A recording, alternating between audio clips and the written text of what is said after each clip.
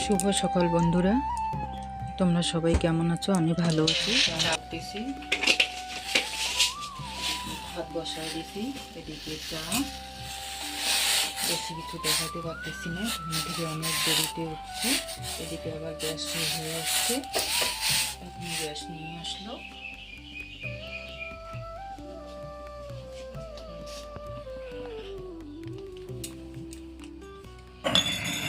চা খাওয়া হবে, এখন চা খাওয়া হবে। রাত্রে পিকনিকে ছিলাম আমরা, অনেক রাত এসেছি। এই যে ডাল সংবাদ দিচ্ছি, ডাল হয়ে গেলে দেখি আরও কি করতে পারি তাড়াহুড়োর মধ্যে, কেননা গ্যাস ছিল না। সকালবেলা উঠে আমার মাথায় হাত পড়েছে, গ্যাস না থাকলে কি করে কি করব। আমার তো মাটির ঘর নেই যে চৌকার মধ্যে রান্না করব। এই যে ডাল হয়ে গেল, এখন শামুক করব। শামুকটা ভাঙতে আমাকে অনেক সময় লাগে, বাজারে শামুক দেখেই ও গতকালকেই নিয়ে আসছে, আমি করতে পারিনি, সময় ছিল না। সকালবেলাটা খুব তাড়াহুড়ো হয়ে যায়। এই যে শামুক ভাঙতেছি, শামুক ভাঙা, পরিষ্কার করা। এই যে শামুকের যে উপরের খোসাটা, এটা ভীষণ খতরনাক জায়গা। এটা পেটের মধ্যে গেলে ভীষণ ক্ষতি করবে, কারণ এটা পরিষ্কার করে একদম নিতে হয়। এটা ভাঙার পর এই যে লবণ দিয়ে আমি ঘষে নিব। ওটার মধ্যে একটা কেমন পিচ্ছিল জাতীয় অংশ থাকে, ওটা ভালো লাগে না, তাই লবণ দিলে পরে, লবণ দিয়ে ঘষলে পরে ওটা পরিষ্কার হয়ে আসে। এই যে একটা ভাঙে, তারপরে আমি তোমাদের দেখাইতেছি ওটা লবণ দিয়ে কিভাবে ঘষতে হবে। তোমরা কে কী করো জানি না, কিন্তু আমি লবণ দিয়ে দিই। এই জিনিসটা আমি খুব কম করি, কেননা আমার এই যে পরিষ্কার করা খুব ভয় লাগে, এগুলো দিয়ে হাত কাটে। উপরের যে অংশটা ধারালো, এটা দিয়ে হাত কাটে। যে শামুকের যে মুখে যে কালো অংশটা থাকে, ওটা আমি নেই না, ওটা আমার ভালো লাগে না, ওটা আমি কেটে। শামুকটা এখন আমি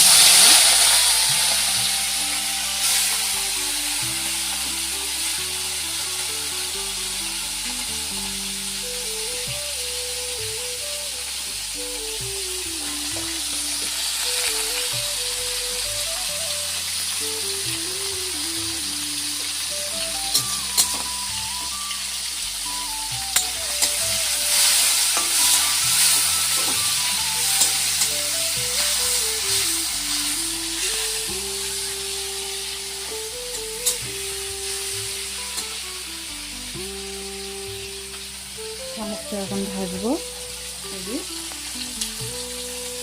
শামুকটা সব ভেজে নেব, ভেজে নিয়ে এই যে এটার মধ্যে আমি শাক ওঠাইছি। শাক হয়ে গেছে, সময় সংকীর্ণ। আজকে ঘুম থেকে উঠতে অনেক লেট হয়ে গেছে। রাত্রেবেলা পিকনিক ছিল, পিকনিকে ওখান থেকে রাত্রে 12টা সাড়ে 12টা এরকম সময় বাড়িতে এসে 1টার দিকে ঘুমিয়ে পড়েছি। এই যে এখন শামুকটা ভাজা হবে। এই যে বেগুন, আলু, সে লাউয়ের ডগা দিয়ে এটাকে বানিয়ে নেব। এই যে ডাল হয়ে গেছে, এই যে ভাত,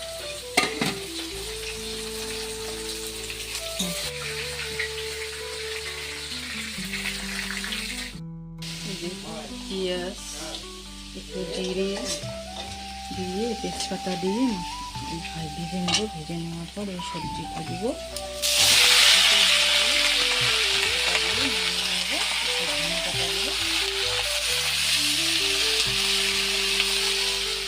বলছিলাম গ্যাস নিয়ে আসলো তাড়াহুড়োর মধ্যে। এই যে রান্না, এই যে ডাল, এই যে শামুক, শাক, এই যে আলু, বেগুন, লাউয়ের ডগা, শামুক দিয়ে একসঙ্গে রান্না হয়েছে। জানি না কীরকম হয়েছে, খাইলেই বুঝতে পারবে।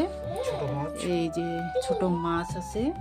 এই যে আমার বর এদিকে বসছে, ছোট ছেলে ওইখানে, বড় ছেলে এইখানে। বড় ছেলে হলো জয়রাজ, ছোট ছেলে হলো ধ্রুবজ্যোতি, আর একজন এই যে নাতি আসছে, ওকে খাইতে বলতেছি, ও খাবে না। ওই যে ওর ছেলে, আমার ছেলের বই নিয়ে যা মন চায় পড়তেছে ওর মতো করে। যে এখন খাওয়া দাওয়া শেষ, এখন স্কুলে যাবে, অনেকটা লেট হয়ে গেল। আগেই বলছি পিকনিকের জন্য, ওই যে কালকে পিকনিক এত রাত্রে আসা হয়েছে, যে ঘুমোতে ঘুমোতে অনেক দেরি, 8টার দিকে উঠছি। খুব তাড়াহুড়ে রান্না করে দিয়েছি, খাওয়া দাওয়া করে এই যে এখন রেডি হয়ে যাচ্ছে।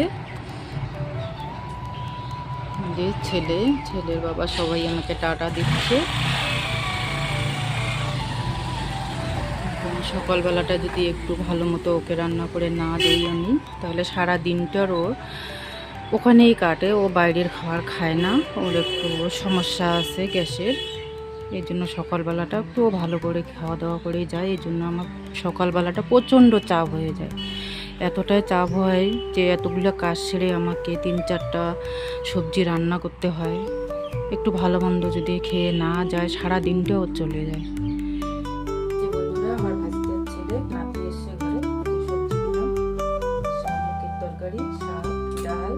আজকে সময় নেই, বেশি কিছু করতে পারিনি। দিদার রান্না তো দারুণ হয়, তো কালকে খেয়েছিলাম, তো আজকের জন্য নিয়ে এসেছি। তো তোমাদের পরে জানাবো কীরকম টেস্ট হয়। তো ব্লগটা দেখতে থাকো। দিদার তো নতুন চ্যানেল, তো প্রচুর পরিমাণে হার্ডওয়ার্ক করছে, তো তোমরা পাশে দাঁড়াবে অবশ্যই। তাহলে যেই ভিডিওর যে সমস্যাগুলো আছে, যেমন ক্যামেরা স্ট্যান্ড, তারপরে হচ্ছে লাইট, এসব প্রবলেমগুলো দেখা দেবে না।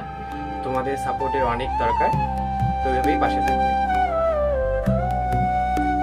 দেখো বন্ধুরা, আমাদের ধান ক্ষেতটা পরে কি অবস্থা, খুব কষ্ট হচ্ছে ধানগুলো দেখে। বর্ত সময়ই পায় না কাটার। ও সকালবেলা উঠে চা খেয়ে বাজার করে খাওয়া দাওয়া করে ওর কাজে চলে যায়। ধানগুলো দেখে ভীষণ কষ্ট হচ্ছে। দেখি আমি একটু কাটতে পারি কি না। যদিও কোনো দিন এই কাজগুলো আমি করিনি, তথাপি চেষ্টা করে দেখি। কোনো কাজও ছোট করে দেখি না, মানে করার জন্য হাত লাগাই।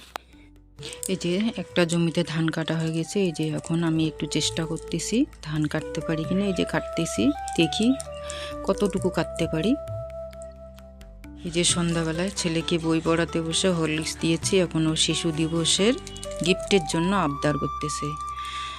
এখন কি গিফট দেব দেখি। পাশের দোকান থেকে চকলেট এনে ওকে শিশু দিবসের উপহার দিতে হবে। আমাকে একটু পেলেই খুশি হয়ে যাবে, বেশি কিছু চাবে না। তাই ও হরলিক্সটা খাক, দেখি আমি দোকান থেকে কি আনতে পারি ওর জন্য। যে দোকান থেকে চকলেট আর কেক নিয়ে আসলাম। চকলেট আর কেক দেওয়া মাত্রই ও খুশি হয়ে উঠল। বন্ধুরা, ভিডিওটি বেশি আর বাড়াইলাম না, অনেক বড় হয়ে যাবে। ভিডিওটি ভালো লেগে থাকলে লাইক, কমেন্ট, শেয়ার করে সবাই সুস্থ থেকো, ভালো থেকো।